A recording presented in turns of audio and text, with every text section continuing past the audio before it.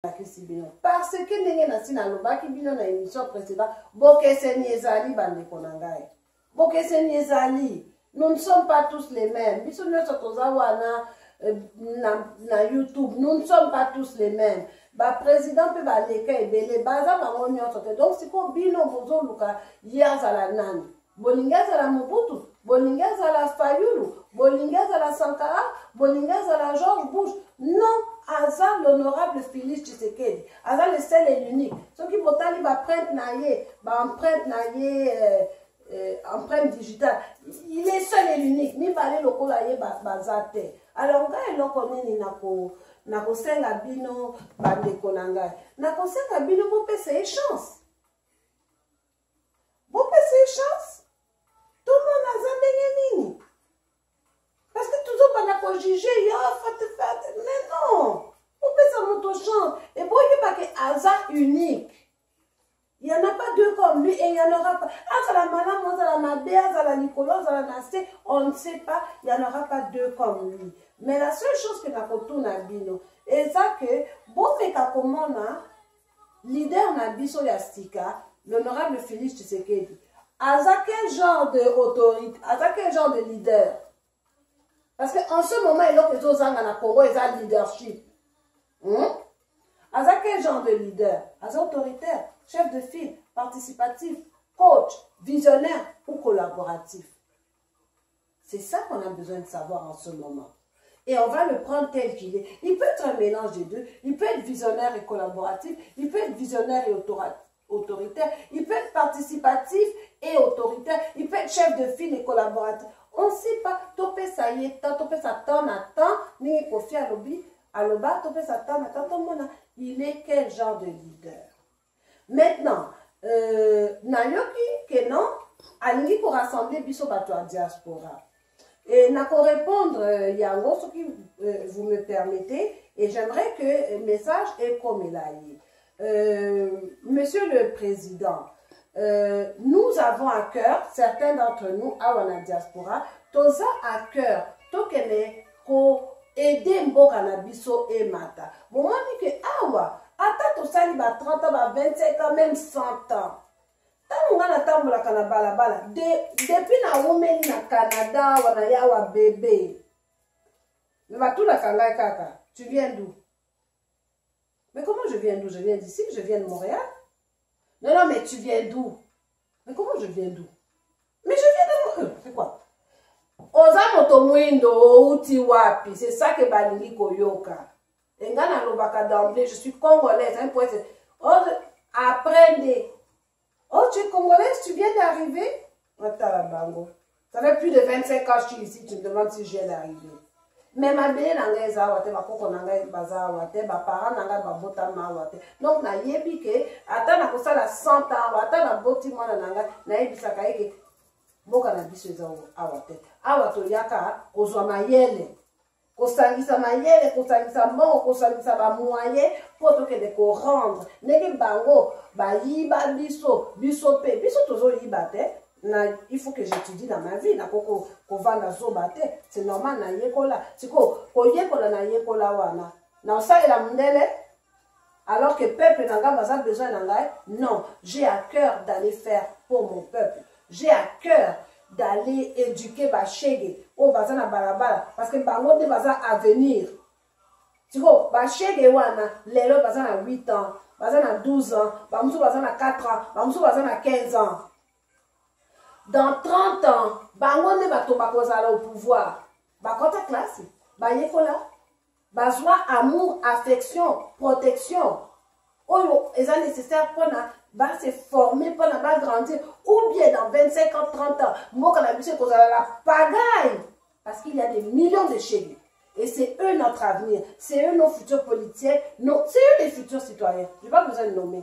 Bango ne baza ba citoyen na biso de l'avenir. Mais c'est quel citoyen ça? Moi, na kola na balabala, azo amour à maman te, azo protection à papa te. C'est quel enfant ça va donner? Boyebi ba trouble, oyo ekoko melaye, ba trouble psychologique au mwana wana aza ko développer ko lalaka na mabele ko lalaka libanda ko monaka des choses au mwana 8 ans ko mona te ko yokaka makamo mwana 8 ans ko mona te ngana za mwana 8 ans là jamais na ko loba kaza ndoki na ko même pas ko finga ye imbécile et ko bima même pas na monoko na nga na okoka te parce que nazo panga ke na traumatiser mwana na nga a vie mais kanisa ba o ba beta ba oza ndoki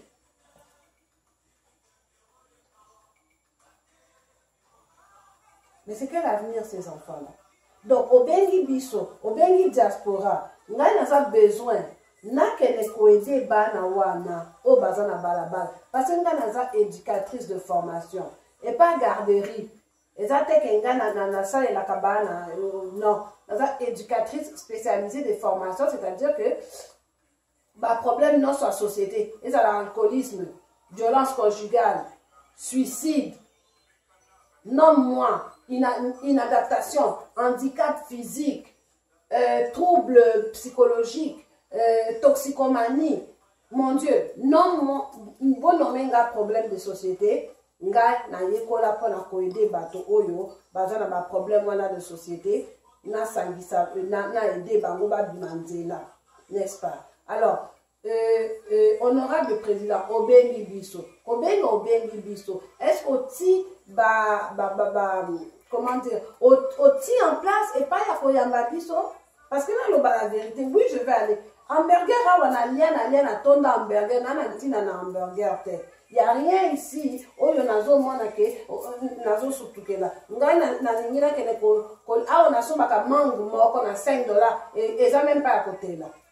Et là, ma carte, c'est ce qu'on bête, moto a vu commotion cérébrale, na mango. On somme $5.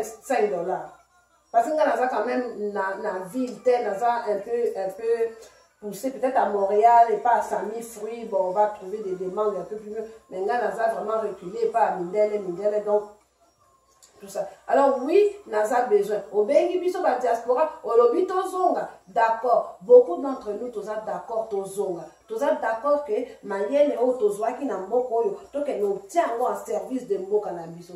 Mais pas dans n'importe quelle condition, président Nangaï. Pas dans n'importe quelle condition. Ngana mesana te wese asimandako, pardon. Ngana zana wese moko awa, nazana wese moko libanda. Ngasoki nazana besoin de dans ça quelque part na komi na wese à l'aisement. Wese mususu na mati likolo et je suis là très bien à ben tourbillon, la vie est belle. C'est comme ça qui yo beninga na keko sala musala kuna na Congo. Pona na bimaka na butu na keleke na wese simandako. Ou bien pona na vivre dans quelles conditions? Na lobi peut-être que il faut otelanga château na marbre parce que ngande et princesse Alice na kiti na Congo. Non, c'est pas ce que j'ai dit. Mais ba condition oyo na kokoka parce que na mesana te na vie ya Congo to la vérité na sala 2 mois et demi au Congo na kene vacances, d'accord, et c'était très difficile pour moi mais j'ai quand même adoré, c'était une expérience magique. Alors soko ko benga biso président Félix Tshisekedi, soko ko benga biso, il y a beaucoup d'entre nous tolingi koya, moi la première, beaucoup d'entre nous tolingi ko donner au suivant, tolingi ke oh biso tozwa lukanga na bunda te pona ya poto nzambe afesa ngai poto ya ofele nana yebite na la muka ba parents na ngai bazo laisa nga na mesa na poto. Moi je savais rien, je n'ai aucun mérite, mais naza na posa na pesa, naza na posa na zongisa na communauté na ngai, naza na posa ke makambo na kitoko nazo mona na mboko ya mindele, naza na posa ke mboka na ngai ezala pe boye. Kanisa okeneke pa baninga, okuta ke pa baninga, ndako propre, ndako kitoko, télévision, ordinateur, tout. Mais yo yebi ke pa na c'est la pourriture. Hein? Donc ata soko sali 6 mois kuna pa moninga. Oyebi ke ze pa na hotel.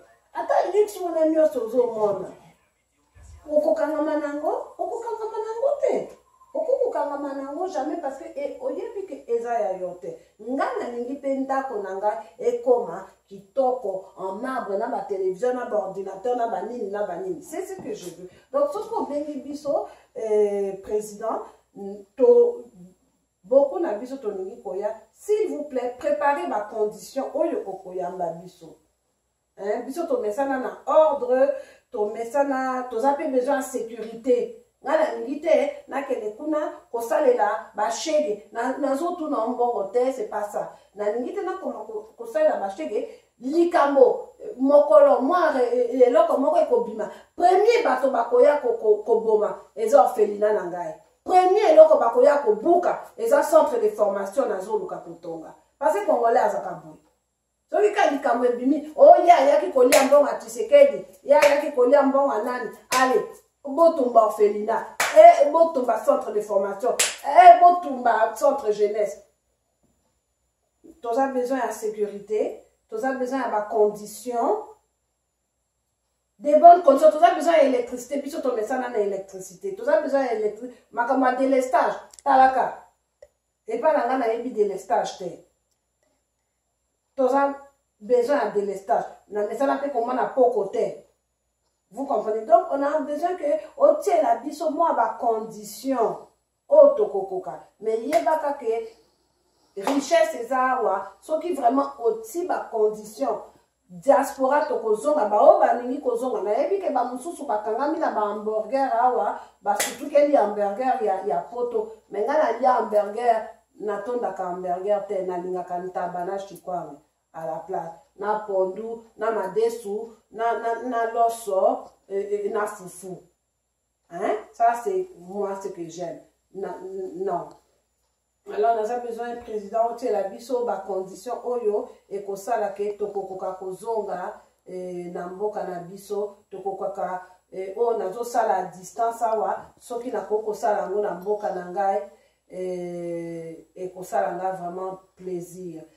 Donc ce qu'on a na posta ya ko collaborer na diaspora toza wana toza disponible pour na yo tolingi kozongi sela na mboka na biso. Et bénédiction biso tozoa ya ofele tolingi kopesa yango pe na mboka na biso na bana mboka na biso. Moi j'ai beaucoup de soucis pour les enfants du pays nazo mona ke wana eza avenir na biso mais c'est quel avenir na ebite c'est quel avenir bana wana o bazana balabala na ebite. Alors oui président toyoki appel na yo et puis toza wana remplir ba condition oyo komeka kotia biso mo à l'aise. Oyebika ke soko invité bato epai na yo okotia ba condition pono tia bango à l'aise okotia mwa biloko na mesa mwa ba mai mwa ba jus pona bato bazala à l'aise. C'est tout ce que je te demande. Nga moko Alicia la première oyo na komata na avion pona kene ko salisa bana mboka na nga pona nakoka komema un plus dans mon pays. Alors c'est ça. Donc la boutique Bino sur ce, émission tire à sa fin.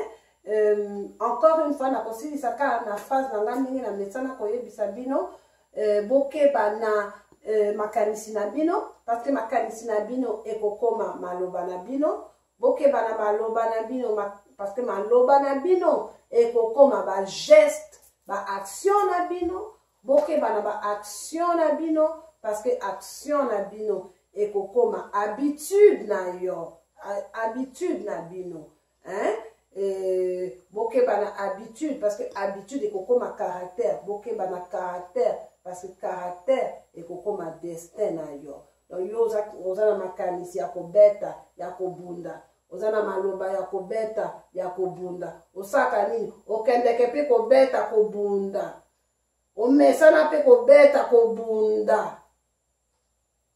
Écoute okobeta okobunda okokota pe boloko destin na yo yango wana. J'ai donné juste un exemple. Je peux aussi donner un exemple positif. Omesana ko aider ozana makanisi ya ko aider ozana maloba ya ko aider ba geste na yo eza ya ko aider habitude ozana habitude ya ko aider caractère na yo eza un caractère aidant okomona pe ko destin na yo eza un destin que bato bakolo moto wana alingaka ko aider. Si tu peux savoir opportunité ou bien opportunité. Sur ce, c'était encore un épisode de Alicia en direct du Canada. na sepeli mingi ndenge encore boyambi nga na bandako na bino s'abonner na page na nga YouTube eza Alicia Higher Vibration TV. Botia ba j'aime, botia ba commentaire, bo encourager, o eza makambo bokoki ko encourager. Soki bolingi ke communauté na biso e mata, o eza makambo ya ko encourager.